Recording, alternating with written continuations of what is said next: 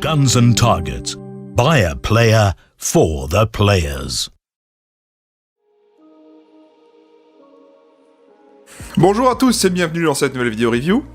Et aujourd'hui je vous présente une réplique longue du constructeur GG Armement et je vous présente la CM16 SR-XL Red Edition. Alors pour la boîte, on a quelque chose de tout à fait classique avec GG, donc c'était les anciennes boîtes de GG à l'époque. L'illustration avec un fond rouge, le nom de la réplique sur la droite avec une étiquette. Bon, c'est une boîte très classique à GG. Hein. À l'intérieur, on découvre la réplique ancrée dans un plastique thermoformé, donc c'est pas le top non plus, mais ça maintient la réplique. On y trouve donc un rappel de sécurité de la part de Colombi Sport, le manuel en papier glacé de la réplique, un chargeur iCap en polymère, bien évidemment la réplique de la CM16 SR-XL, et une tige de nettoyage débourrage de la réplique. Et voici donc la réplique du jour, la CM16 SR-XL Red Edition de chez GG Armement. Bon, une réplique d'M4 clairement inspirée, voilà, mais avec un garde-main Keymode. Allez, je vous la pose là.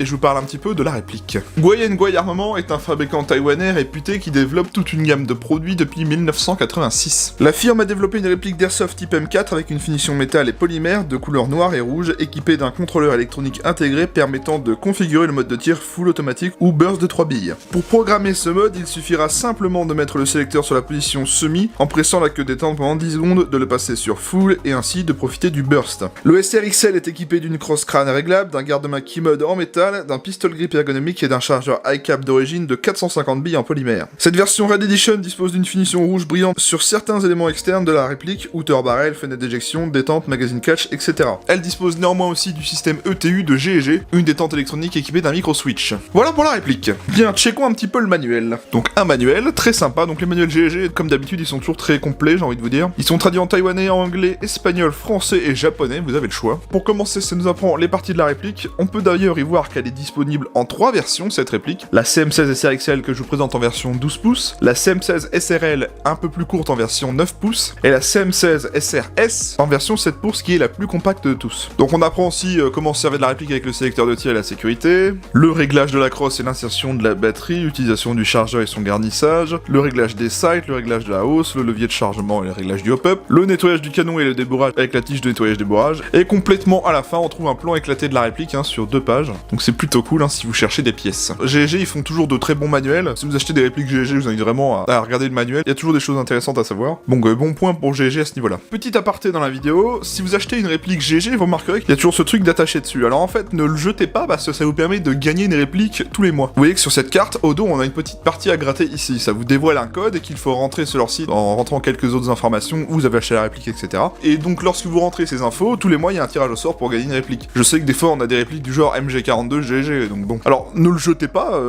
suivez ce qu'il y a décrit au dos de cette petite carte et participez tout simplement. Comment est-ce qu'elle fonctionne? Eh bien écoutez, c'est un AEG standard, c'est-à-dire que c'est une réplique Airsoft électrique qui va fonctionner avec une batterie qui va faire remonter un système qu'on appelle la gearbox. C'est un système de ressort compressé avec un piston qui va venir comprimer de l'air et faire partir la bille. L'avantage c'est que ça dispose du mode de tir semi-automatique et full automatique, comme un vrai fusil d'assaut j'ai envie de vous dire. Ça se désigne sous le nom AEG pour Automatic Electric Gun. Je vous invite à taper AEG sur Google pour trouver d'autres infos plus intéressantes. Bien, checkons un petit peu la réplique de près, parce qu'elle dispose de quelques marquages sympas, cette réplique. Alors, sur le côté gauche, gravé dans le corps, on a un CM16 Combat Machine, Airsoft AEG, donc Made in Taiwan, voilà. L'étiquette qu'on peut bien évidemment virer, vous inquiétez pas. Un petit marquage ici, Taïwan GG Armement. Ici, qu'on voit très légèrement gravé un petit peu à la peinture blanche, un numéro de série. Le marquage du sélecteur de tir, sécurité semi et full automatique. Un marquage sur la crosse, GG Armement. De l'autre côté sur la crosse, on trouve le même marquage. Sur le garde-main côté droit, on trouve un Keymode rail 12 pouces, voilà. Sur les organes de visée, on retrouve un marquage GG Armement, avant comme à l'arrière, voilà. Sous le ponté, on retrouve un marquage CE à la peinture blanche, bon, il est un peu caché, c'est l'avantage, on va dire. Sur le chargeur, on a des marquages GG Armement, Voilà, très bien moulé. Un petit logo GG en bas à droite. Sous le talon du chargeur, on a un GG armement. Puis après, voilà, il est gravé de chaque côté, bien évidemment. Donc c'est un chargeur en polymère très sympa au niveau texture et au niveau prise en main. Vous voyez qu'il a des places pour les doigts. Et sinon, voilà pour les marquages de la réplique. On en a quand même quelques-uns, c'est plutôt sympa. Visuellement, elle est pas dégueu cette réplique, loin de là. Bon, je suis moins fan du côté mélange rouge et noir. Ça, c'est pas trop mon style. Donc voilà donc pour les marquages. Comment ça se passe au niveau des contrôles? Eh bien écoutez, c'est un type M4, je vous en ai présenté plein. On va commencer par ce qui est sécurité. La sécurité côté, ça se manipule ici avec le sélecteur de tir. Donc dans cette position, elle bloque la queue détente. On peut absolument rien faire. On bascule ici en semi et ici en full ou en burst. Si vous l'avez programmé, on viendra à ça après. La réplique dispose d'attache-sangle en métal, un point à l'arrière, ici. Donc uniquement du côté gauche par contre. On dispose d'une crosse réglable sur plusieurs positions. En voilà une autre, encore une autre. Enfin, vous la réglez à votre guise. Pour la régler, on appuie simplement sur le loquet ici. Et on tire, voilà. Et si vous voulez vraiment verrouiller la position, vous pouvez appuyer ici. Sur cette même crosse, on dispose d'un emplacement supplémentaire pour y mettre éventuellement des piles, ce que vous voulez. Tout simplement ici, on va appuyer sur ce petit bouton là, et hop, ça déverrouille cet emplacement. Donc vous pouvez y mettre une pile, ce que vous voulez en fait. Donc c'est à vous de voir. Plutôt cool comme petit système. Pour éjecter le chargeur sur cette réplique, on a deux façons, parce que c'est ambidextre. On a soit un magazine catch du côté gauche, ici. Voilà. Soit traditionnel à la M4, du côté droit, ici. Donc aucun problème pour manipuler les deux, ils sont très bien l'un comme l'autre. Notez le pistol grip vraiment très sympa sur cette réplique, adapté à des doigts. Tout le monde n'aimera pas, mais moi je sais que perso j'aime bien, c'est très sympa à prendre. On a des organes d'origine de type flip-up sur cette réplique, tout simplement en le relevant comme ceci, à l'arrière comme à l'avant. Donc l'arrière lui est réglable en hauteur, tout simplement avec cette petite molette, et aussi en dérive avec la molette de droite qui vous permettra de régler en dérive et en hauteur tout simplement. Donc ça vous permet de régler votre cran de mire arrière comme vous le souhaitez. Tandis qu'à l'avant il est uniquement réglable en hauteur, en rehaussant le petit guidon ici, donc avec l'outil spécifique qui n'est pas livré d'ailleurs.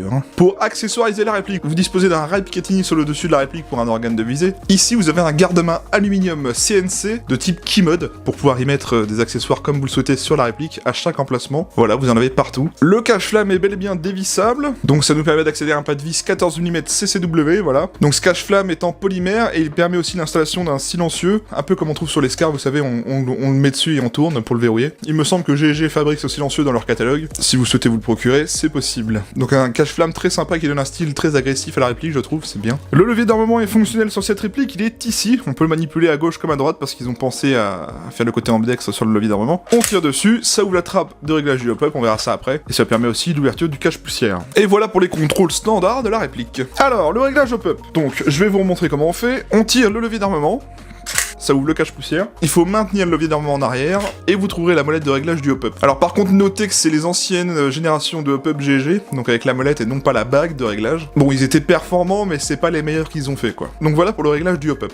L'emplacement de batterie sur cette réplique va se faire dans la crosse. Pour y accéder, on va aller ici. Au-dessus de la crosse, on a un petit loquet. Moi, je prends un outil et j'appuie sur le petit loquet, parce que avec le doigt, c'est un peu galère. Et ensuite, une fois que vous avez éjecté le loquet du verrouillage, vous pourrez tout simplement pivoter le talon de la crosse sur un quart de tour, et vous accéderez ici à l'emplacement de batterie. Et voici la fiche Tamiya Mini avec les fusibles et le petit MOSFET ETU programmable de GG. Donc vous avez de la place pour y mettre une batterie, pas de problème là-dessus, vous avez deux emplacements ici pour deux éléments par exemple. En termes de batterie, la réplique est soi-disant dite 11.1 ready, ouais d'accord, donc c'est ce que GG annonce. Mais je vais réitérer un petit peu ce que j'avais dit sur la RP9, est-ce que d'origine la réplique est suffisamment renforcée pour tenir la 11.1 ? Bah je ne sais pas, ça c'est à voir en fonction de la durée d'utilisation avec une 11.1. Si vous avez cette réplique et que vous avez utilisé beaucoup cette réplique à la 11.1 et qu'elle est toujours fonctionnelle d'origine, n'hésitez pas à le dire dans les commentaires, c'est toujours intéressant de savoir. Donc voilà pour l'emplacement de batterie. Je vais profiter de l'ouverture de l'emplacement de batterie pour y mettre une batterie et tester en tir à vide. Donc vu qu'elle est soi-disant 11.1 ready, je lui ai mis une petite 11.1 pour tester. Y a pas de chargeur, je bascule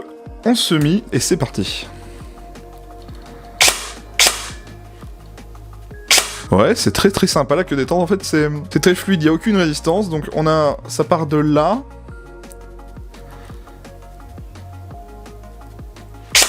Ah là. Mais en fait, il n'y a aucune résistance, donc on sait pas quand le tir arrive à peu près.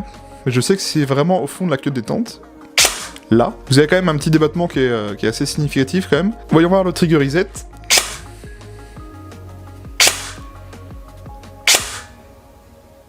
Ouais, il est même pas audible à l'oreille, donc on voit vraiment que c'est un micro-switch électronique, hein. Il y a vraiment pas de switch mécanique là-dessous. C'est vraiment électronique, donc vous bougez à peine le doigt et ça réinitialise le tir.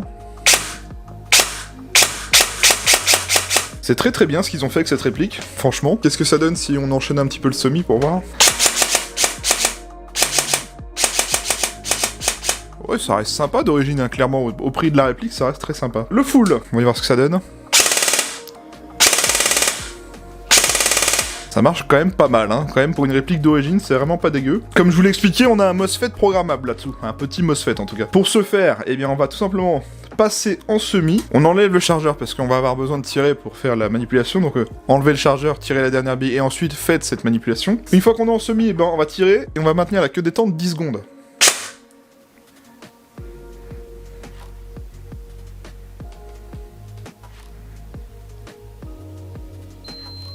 Alors pour le coup, on a le petit bip qui nous indique quand est-ce que la programmation était faite. Les anciennes générations n'avaient pas ce petit bip, je m'en rappelle. Apparemment sur les nouvelles générations, que ce soit même sur les anciennes répliques qu'ils avaient sorties, ils l'ont fait, donc ça c'est plutôt cool. On repasse donc en sécurité, et on repasse sur le full, et là on aura bien un burst de 3. C'est vraiment très sympa, notez d'ailleurs que c'est un tape burst, c'est-à-dire que si on fait une petite pression sur la queue détente, on a le cycle complet quand même. On n'est pas obligé de maintenir la queue détente pour avoir le cycle complet du burst, voilà ce que je veux dire. Pour repasser en full, eh bien, on refait la même manip, on se met en semi, on tire une fois et on maintient 10 secondes.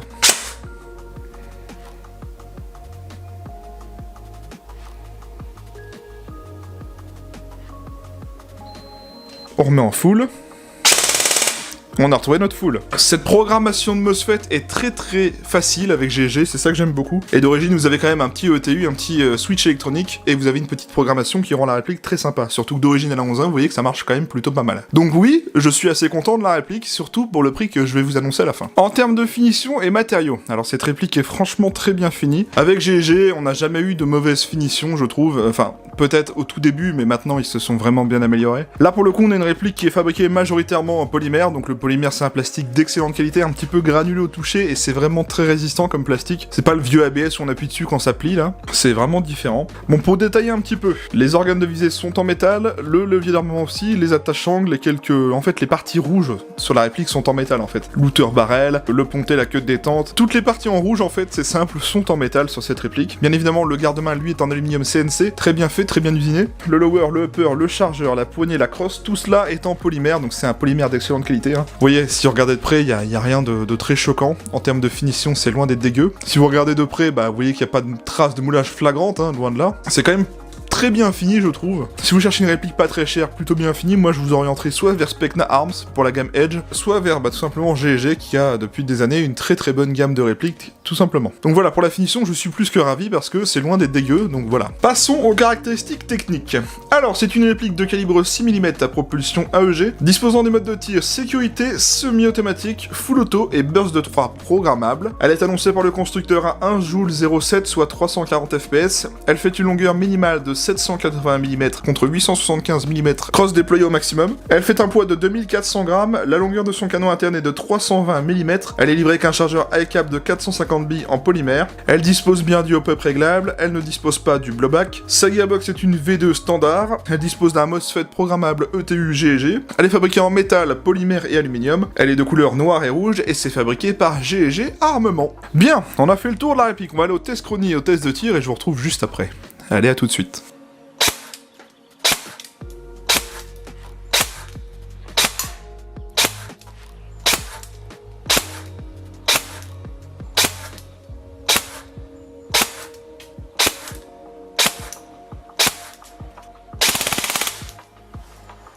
« 17 billes secondes.